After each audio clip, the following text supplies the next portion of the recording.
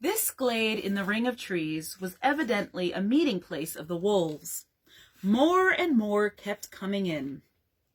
They left guards at the foot of the tree in which Dory and Bilbo were, and then went snuffling about till they had smelt out every tree that had anyone in it.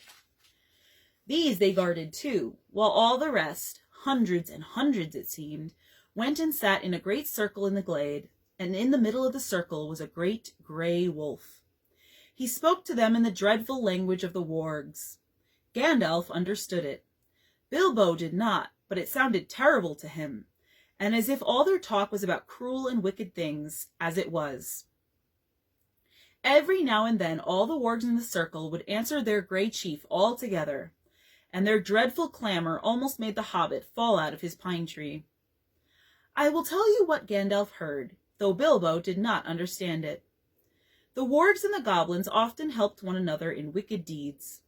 Goblins do not usually venture very far from their mountains, unless they are driven out and are looking for new homes, or are marching to war, which I am glad to say has not happened for a long while. But in those days they sometimes used to go on raids, especially to get food or slaves to work for them. Then they often got the Wargs to help and shared the plunder with them.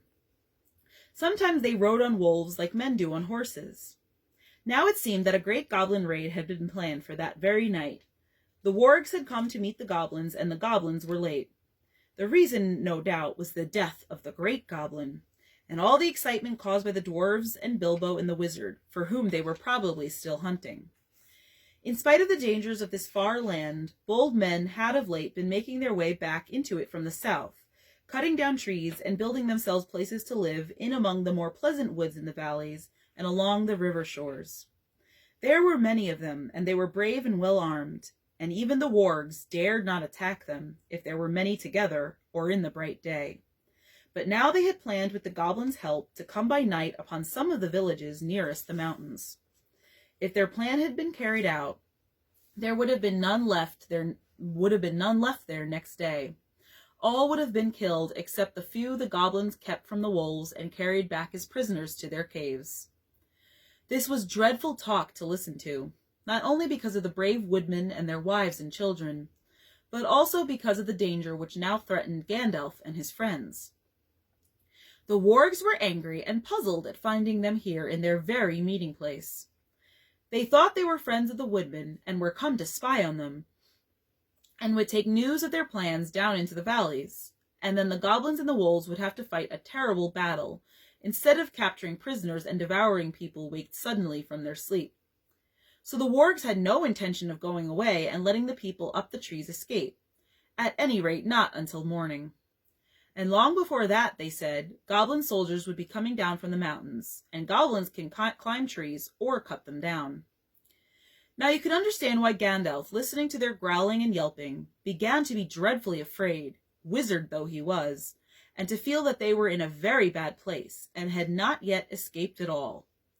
All the same, he was not going to let them have it all their own way, though he could not do very much stuck up in a tall tree with wolves all around on the ground below.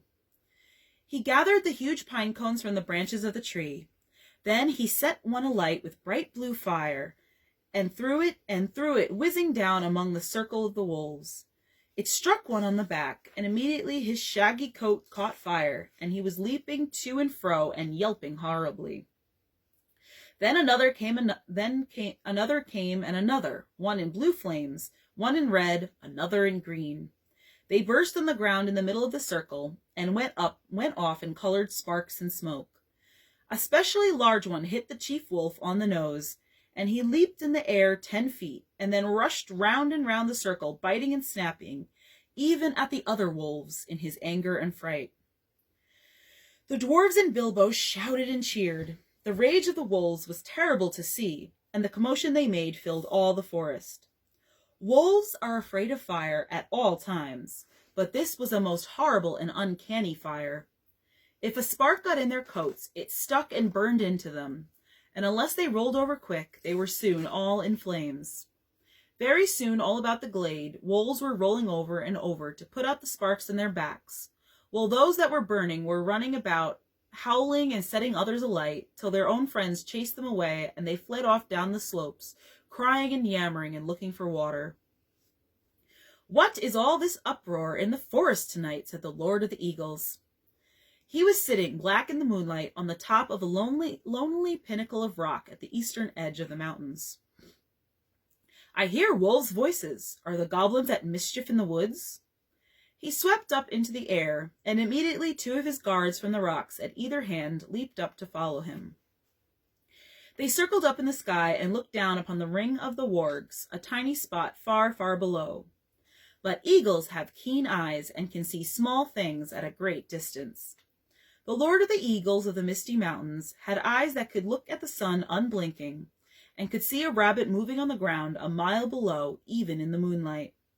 So though he could not see the people in the trees, he could make out the commotion among the wolves and see the tiny flashes of fire, and hear the howling and yelling coming up faint from far beneath him.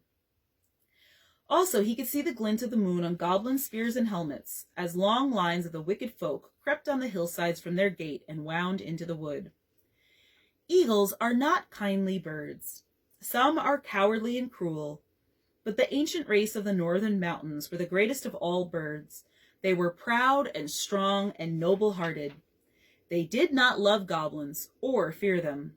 When they took any notice of them at all, which was seldom, for they did not eat such creatures, they swooped on them and drove them shrieking back to their caves, and stopped whatever wickedness they were doing.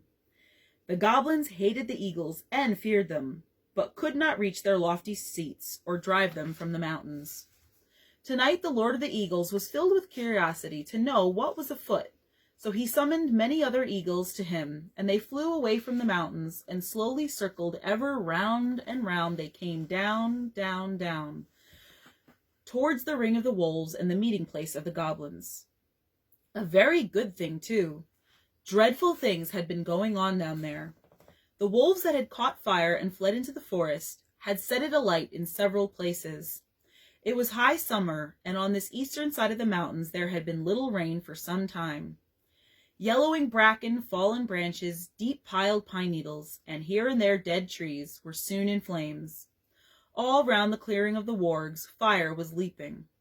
But the wolf guards did not leave the trees. Maddened and angry, they were leaping and howling round the trunks, and cursing the dwarves in their horrible language, with their tongues hanging out, and their eyes shining as red and fierce as the flames. Then suddenly goblins came running up yelling. They thought a battle with the woodmen was going on, but they soon learned what had really happened. Some of them actually sat down and laughed. Others waved their spears and clashed the shafts against their shields. Goblins are not afraid of fire, and they soon had a plan which seemed to them most amusing. Some got all the wolves together in a pack. Some stacked fern and brushwood round the tree trunks. Others rushed down and stamped and beat and stamped until nearly all the flames were put out. But they did not put out the fire nearest to the trees where the dwarves were. That fire they fed with leaves and dead branches and bracken. Soon they had a ring of smoke and flame all around the dwarves, a ring which they kept from spreading outwards, but it closed slowly in, till the running fire was licking the fuel piled under the trees. Smoke was in Bilbo's eyes. He could feel the heat of the flames, and through the reek he could see the goblins dancing round and round in a circle, like people around a midsummer bonfire. Outside the ring of dancing warriors with spears and axes stood the wolves at a respectful distance, watching and waiting. He could hear the goblins beginning a horrible song. 15 birds in 5 fir trees, their feathers were fanned in a fiery breeze, but funny little birds, they had no wings. Oh, what shall we do with the funny little things? Roast 'em alive or stew them in a pot, fry them, boil them, and eat them hot? Then they stopped and shouted out, "Fly away, little birds, fly away if you can. Come down, little birds, or you will get roasted in your nests. Sing, sing, little birds, why don't you sing?" "Go away, little boys," shouted Gandalf in answer. "It isn't bird nesting time. Also, naughty little boys that play with fire get punished." He said it to make them angry, and to show them he was not frightened of them, though of course he was, wizard though he was. But they took no notice, and they went on singing. "Burn, burn, tree and fern, shrivel and scorch, a fizzling torch, to light the night for our delight, yah-hey!" Bake and toast them, fry and roast them, till beards blaze and eyes glaze, till hair smells and skins crack, fat melts and bones black, in cinders lie beneath the sky. So dwarves shall die and light the night for our delight. Yah-hey, yah-harry, hey, yah-hoy. And with that yah-hoy, the flames were under Gandalf's tree. In a moment it spread to the others. The bark caught fire, the lower branches cracked. Then Gandalf climbed to the top of his tree. The sudden splendor flashed from his wand like lightning, as he got ready to spring down from on high, right among the spears of the goblins. That would have been the end of him, though he would probably have killed many of them as he came hurtling down like a thunderbolt. But he never leaped. Just at that moment the Lord of the Eagles swept down from above, seized him in his talons, and was gone. There was a howl of anger and surprise from the goblins.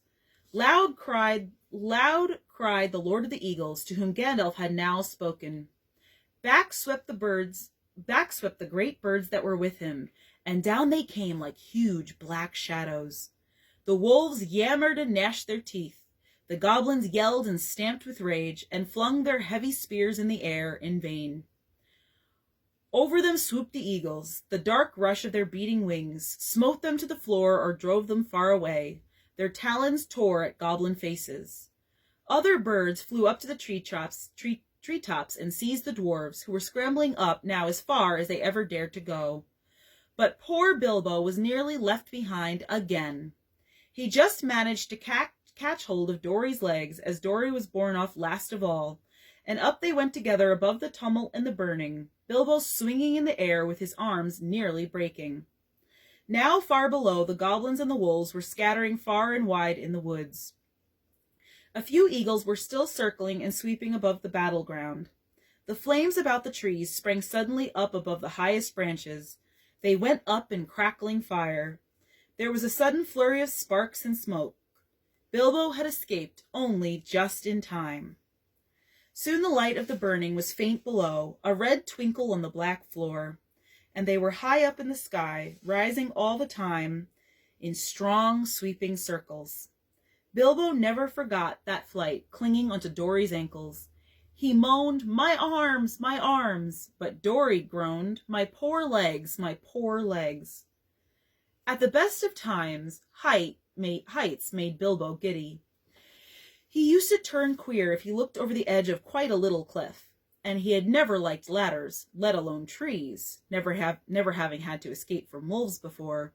So you can imagine how his head swam now when he looked down between his dangling toes and saw the dark lands opening wide underneath him, touched here and there with the light of the moon on a hillside rock or a stream in the plains. The pale peaks of the mountain were coming nearer, moonlit spikes of rock sticking out of black shadows. Summer or not, it seemed very cold. He shut his eyes and wondered if he could hold on any longer. Then he imagined what would happen if he did not. He felt sick. The flight ended only just in time for him, just before his arms gave way. He loosed Dory's ankles with a gasp and fell onto the rough platform of an eagle's eyrie. There he lay without speaking, and his thoughts were a mixture of surprise at being saved from the fire and fear lest he fall off that narrow place into the deep shadows on either side. He was feeling very queer indeed in his head by this time, after the dreadful adventures of the last 3 days, with next to nothing to eat, and he found himself saying aloud, "Now I know what a piece of bacon feels like when it is suddenly picked out of a pan on the fork and put back on the shelf." "No, you don't," he heard Dory answering, because the bacon knows that it will get back in the pan sooner or later, and it is to be hoped we shan't. Also, eagles aren't forks." "Oh no, not a bit like storks. Forks, I mean," said Bilbo, sitting up and looking anxiously at the eagle who was perched close by. He wondered what other nonsense he had been saying, and if the eagle would think it rude. You ought not to be rude to an eagle when you are only the size of a hobbit and you were up in his eyrie at night. The eagle only sharpened his beak on a stone and trimmed his feathers and took no notice. Soon another eagle flew up. "The Lord of the Eagles bids you to bring your prisoners to the great shelf," he cried, and was off again. The other seized Dory in his claws and flew away with him into the night, leaving Bilbo all alone. He had just strength to wonder what the messenger had meant by prisoners, and began to think of being torn up for supper like a rabbit when his own turn came. The eagle came back, seized him in his talons by the back of his coat, and swooped off. This time he flew only a short way. Very soon Bilbo was laid down, trembling with fear, on a wide shelf of rock on the mountain's side. There was no path down onto it save by flying, and no path down off it except by jumping over a precipice. There he found all the others sitting with their backs to the mountain wall. The Lord of the Eagles also was there and was speaking to Gandalf. It seems that Bilbo was not going to be eaten after all. The wizard and the Eagle Lord appeared to know one another slightly, and even to be on friendly terms. As a matter of fact, Gandalf, who had often been in the mountains, had once rendered a service to the Eagles and healed their lord from an arrow wound. So you see, prisoners had meant prisoners rescued from the Goblins only, and not captives of the Eagles. As Bilbo listened to the talk of Gandalf, he realized that at last they were going to escape really and truly from the dreadful mountains. He was discussing plans with the great eagle for carrying the dwarves and himself and Bilbo far away and setting them down well on their journey across the plains below. The Lord of the Eagles would not take them anywhere near where men lived. They would shoot at us with their great bows of yew, he said, for they would think we were after their sheep. And at other times they would be right. No, we are glad to cheat the goblins of their sport, and glad to repay our thanks to you, but we will not risk ourselves for dwarves in the southward plains. Very well, said Gandalf. Take us where and as far as you will. We are already deeply obliged to you, but in the meantime we are famished with hunger. I am nearly dead of it, said Bilbo, in a weak little voice that nobody heard. That can perhaps be mended, said the Lord of the Eagles. Later on you might have seen a bright fire on the shelf of rock, and the figures of the dwarves round it cooking and making a fine roasting smell. The eagles had brought up dry boughs for fuel, and they had brought rabbits, hares, and a small sheep. The dwarves managed all the preparations. Bilbo was too weak to help, and anyway he was not much good at skinning rabbits or cutting up meat, being used to having it delivered by the butcher all ready to cook. Gandalf, too, was lying down after doing his part in setting the fire going, since Oin and Gloin had lost their tinder boxes. Dwarves have never taken to matches even yet. So ended the adventures of the Misty Mountains. Soon Bilbo's stomach was feeling full and comfortable again, and he felt he could sleep contentedly, though really he would have liked a loaf and butter better than bits of meat toasted on sticks. He slept curled up on the hard rock more soundly than ever he had done on his feather bed in his own little hole at home. But all night he dreamed of his own house and wandered in his sleep into all his different rooms, looking for something that he could not find, nor remember what it looked like. And that is the end of Chapter 6, and tomorrow night we will continue with Chapter 7. Have a good night, everyone.